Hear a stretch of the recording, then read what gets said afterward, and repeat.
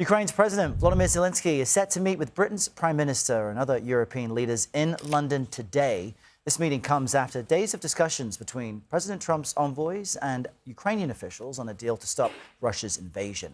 Elina Valtonen is Finland's foreign minister and joins us now to discuss this and more. A warm welcome to you. Thanks for being here with us. Thank you. Delighted to be here. And we know that you're going to address the UN during your time here in New York. So tell us, what are your nation's wishes for what an agreement, a peace agreement between Russia and Ukraine will look like?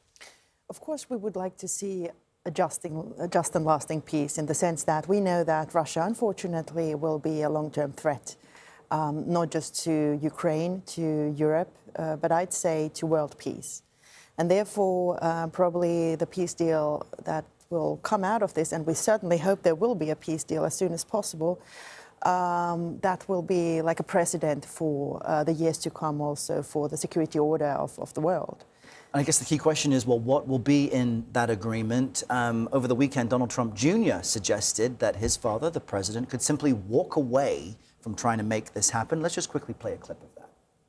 Is your hunch that President Trump is going to walk away? I think he may. What's good about my father and what's unique about my father is you don't know what he's going to do. The fact that he's not predictable, he's not following the playbook of every clown who's, again, been a bureaucrat for decades, you don't know. So can Europe really stand up to Russia, protect Ukraine without U.S. support? Some of the criticism of the current deal is that it's too lenient for Russia. Well, you see, during this year, it's been Europe who has been paying for the weapons that Ukraine has been using for its self-defense, and of course, Ukraine herself. So I think, well, the US role is crucial, and of course, we support all the efforts to find just and lasting peace for Ukraine. But at the same time, there's not so much taxpayers' money of the US citizens going into this war any longer.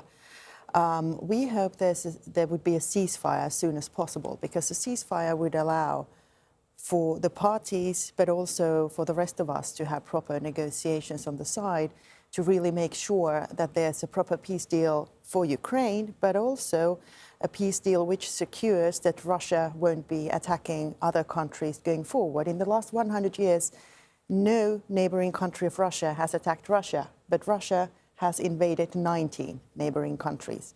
So there's no reason to believe that Putin will change course just now, other than that we continue working on the deterrence and defense also going forward, and together, hopefully.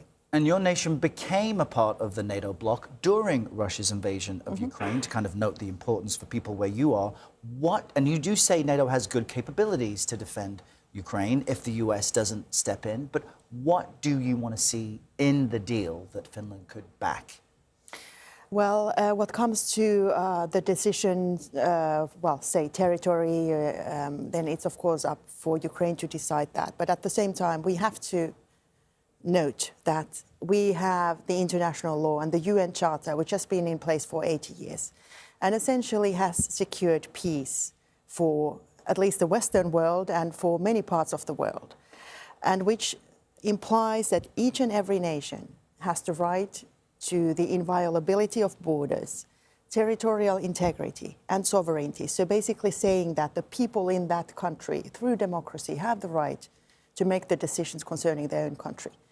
We have let go of the thinking which we had still in the Second World War, that there were spheres of influence, for instance, that larger nations would essentially dictate for smaller ones how the world is being ruled. And I think this world order has served us extremely well, especially the US.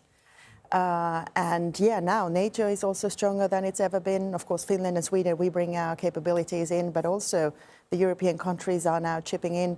We are vastly investing into our defense sector, and we are committed to reaching the 5% of the defense spending that President Trump has put forward. So, you know, it's the right strategy. Well, we appreciate you stopping by here before you speak at the UN. Elina Valtonen, thank you so much for your time. Thank you so much.